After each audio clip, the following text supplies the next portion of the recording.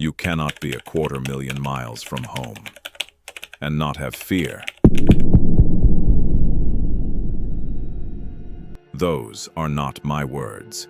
They are the words of Reid Wiseman, commander of Artemis II, a Navy test pilot, a man trained to stay calm when fear would make most people freeze. He said it on Fox Business after coming back from the moon, and he did not say it like a confession. He said it like physics, as if fear was not weakness, as if fear was part of the distance. That is not the story we usually tell about space exploration.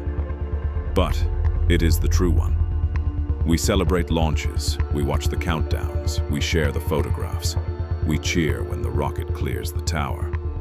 What we rarely talk about is the moment before, the moment when 4 human beings climb into a capsule, the size of 2 minivans, with families, with fears, with full awareness of how many ways this can fail. Then they seal the hatch and go anyway. April 1st, 2026. Reid Wiseman, Victor Glover, Christina Koch, Jeremy Hansen. They had been in quarantine for days, separated from their families, running final medical checks, reviewing launch procedures, preparing for 10 days, inside a machine that had never carried humans around the moon before. They suited up in pressurized survival suits, not because those suits are comfortable, because if Orion loses pressure, those suits become the last barrier between them and vacuum. They rode an elevator to the top of a 322-foot rocket. They climbed into their seats, they strapped in, and they waited. Now consider what they knew. They knew Apollo 1, 3 men, burned alive on a launch pad in 1967. They knew Challenger, 7 people, lost 73 seconds after liftoff because an O-ring stiffened in the cold. They knew Columbia, 7 more, lost during re-entry because foam struck the wing and the danger was underestimated. They knew Artemis 1 had raised serious questions about Orion's heat shield. They knew NASA spent years studying unexpected heat shield char loss. They knew the answer was not to rebuild Orion from scratch. It was to change how Orion came home. They knew all of it. Christina Koch said it simply. Awareness of the risk that was ever present for us, and they went anyway. That is what the public forgets. Astronauts are not fearless. They are trained to keep working after fear has already arrived. So what does fear feel like at nearly lunar return speed? Reid Wiseman answered that question, more honestly than most commanders ever do. You've got to put yourself in a state of mind where you accept what's coming. You don't know for sure you can survive an adventure like this, but you want to enjoy it. And also, stay vigilant. That sentence deserves a moment. You don't know for sure you can survive. That is a NASA commander, a man selected from thousands, trained for years, protected by the best engineering human beings can build, and even he did not pretend. Survival was guaranteed. He went anyway. Victor Glover gave the fear a different name, a healthy anxiety. Then he said the line that explains deep space better than any graphic ever could. Everything has got to go right. Not most things, not the major systems. Everything. Guidance, life support, the heat shield.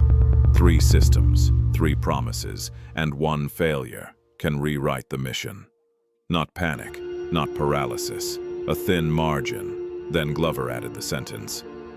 That only makes sense after the danger is behind you. And everything went right. That is not a casual sentence.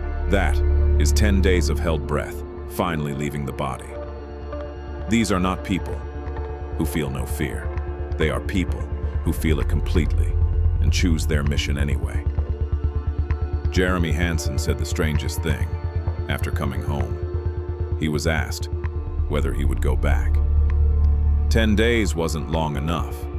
He said he had the time of his life up there. Think about that. 10 days in deep space, 10 days of healthy anxiety, 10 days of knowing that guidance, life support, or the heat shield could decide everything. And his honest answer was that he wanted more. That is not recklessness. It is something harder. It is love with full knowledge of danger. The fear was not only psychological. The body keeps score. The moment the engines ignited, 4 human beings were pressed into their seats. The rocket was no longer a symbol. It was force, noise, vibration, acceleration, a controlled explosion carrying them away from Earth. There was nothing to fight, nothing to run from, only a seat, a harness, a capsule, and trust. Trust in people they could not see anymore. Trust in engineers, trust in checklists, trust in training, trust in a spacecraft that had to become a world. For 10 days, Orion was not a vehicle. It was their atmosphere, their shelter, their bathroom, their bedroom, their only way home. Wiseman later described what gravity felt like when they returned. It felt like magnets were pulling you to the ground. That line sounds almost funny. It is not. After days without weight, the body starts adapting. Fluids shift, balance changes, muscles unload. The brain begins learning a world without down. Then Earth takes over again, fast, heavy, unforgiving. Re-entry is not a gentle return. It is a violent negotiation with the atmosphere. The capsule hits air at lunar return speed. The heat shield takes the punishment. The crew waits inside. They cannot step out. They cannot slow it themselves. They cannot open a window and check if the world is still there. They just ride it. The mission does not end when the moon is behind them. Coming home from the moon is also a test. Victor Glover said, "The crew was leaning on each other." That phrase sounds simple. It is not. In a capsule the size of 2 minivans, 250,000 miles from home, with no hospital nearby and no rescue vehicle waiting beside them, 4 people become each other's entire world. For 10 days, 4 voices, 4 bodies, 4 nervous systems, 4 sets of training. If one person misses something, the others have to catch it. If one person gets overwhelmed, the others have to steady them. If fear enters the cabin, it has nowhere else to go, so they carry it together, leaning on each other. There was one moment when even Earth had to let go, as Orion passed behind the moon. The moon itself blocked radio contact between the spacecraft and Earth. For about 40 minutes, mission control could not reach them. No voice, no live conversation, no reassurance, no immediate help, only silence and the far side of the moon beneath them. The oldest landscape they had ever seen. Gray, battered, airless, untouched by weather. Victor Glover tried to describe what he was seeing. He struggled. He said humans have probably not evolved to see what they were seeing. Then the signal cut. For those 40 minutes, it was just the 4 of them. A capsule, the far side of the moon, and Earth hidden behind rock. Wiseman said the crew wanted to unite the world for just a moment. But in that moment, the world could not reach them. That is the part we rarely imagine. Space does not become less dangerous because we are watching. Sometimes watching is impossible. If something had gone wrong during that blackout, Earth could not talk them through it in real time. A medical emergency, a system fault, a navigation problem, a radiation event. The first answer from Earth would have been silence, because silence was all physics allowed. When the signal returned, they were still there, still alive, still working. And then came the view. Earth setting behind the lunar horizon. Not a sunset, an Earthset, a pale blue world. slipping behind gray cratered stone. Every ocean, every city, every argument, every person they had ever loved, all of it disappearing behind the moon. Christina Koch described that view as a reminder of how much we have in common. She said everything we need, Earth provides. That is not poetry, it is perspective, earned the hard way. From Earth, we look up and call the moon distant. From the moon, Earth is the fragile thing, small, bright, alone, something you can lose, behind a rock. And maybe that is why the fear never leaves. Because space does not only show us where we can go, it shows us what we can lose. So why do they volunteer? They know the history.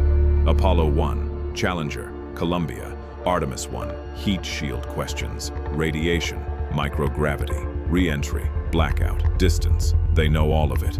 And still, they volunteer. Jeremy Hansen explained it without making it sound heroic. He said it is important to set goals, but then he said something more important. Share those goals with others. You do not do something extraordinary. As an individual, you need a team around you. That is not motivational language. That is survival logic. At 250,000 miles from home, teamwork is not a value. It is infrastructure. You do not go to the moon alone, even when only 4 people are inside the capsule. You go with engineers, doctors, flight controllers, recovery crews, families, the people who built the bolts, the people who checked the valves, the people who ran the simulation. Nobody wanted to need. And then, when something ordinary breaks, that entire system matters. Because on Artemis 2, the toilet had a problem. That sounds small. It is not. On Earth, a broken toilet is inconvenience. In space, it is mission management. 4 people, 10 days, a sealed capsule, no plumber, no spare bathroom. Jeremy Hansen said. It put a wrinkle in their plans. Then he said, they adapted. They had a backup plan. They used it. That is the actual texture of courage, not speeches, not flags, not perfect systems. A problem appears, the crew adapts, the mission continues. Backup plan, that is why fear does not stop them. Because fear is not the enemy. Unpreparedness is. Koch was asked whether she would go again. She did not hesitate. Absolutely, she said. Repeating that mission with that crew would be a dream come true. After 10 days in deep space, after risk, after blackout, after re-entry, after a broken toilet, her answer was, dream come true. That sounds impossible until you understand what astronauts really are. They are not people who never feel fear. They are people who refuse to let fear make the decision for them. Before they were commanders, they were something simpler. Children looking up. Reid Wiseman saw a space shuttle launch as a young boy. That was enough. Victor Glover wanted to be a fireman, a police officer, a stuntman. He said, if you add all that up, it comes out as this. Christina Koch said. She was that kid. She wanted to be an astronaut as long as she could remember. She never grew out of it. Jeremy Hansen was a child in Canada who kept returning to one photograph. Neil Armstrong on the moon. A footprint in dust. A moment from another country that still reached him. That is how the story repeats. Space exploration is never only about the people who go. It is also about the people who watch and quietly become different. A child sees a launch, a child sees a footprint, a child sees Earth from somewhere else, and something inside them changes direction. Years later, that child may be the one, strapping into the capsule, 250,000 miles from home. Afraid choosing it anyway, Reid Wiseman said, you cannot be 250,000 miles from home and not have fear. He was right, but here is what he also showed. Fear is not the end of the story. It is the cost of understanding the story fully. 4 people went around the moon. Not because it was safe, because it mattered. Not because they felt nothing, because they felt everything. And still did the work. The world watched when the rocket launched. The world watched when Orion came home. But the real story was between those moments. The waiting, the silence, the risk, the backup plans, the trust, the choice. And maybe that is why this mission matters beyond engineering. Because Artemis 2 did not prove that humans are fearless. It proved something better. We can know the risk. We can carry the fear. We can admit both and still go. That is either the strangest thing about human beings, or the most important. Maybe courage is not the absence of fear. Maybe courage is choosing the mission after fear has told you the truth.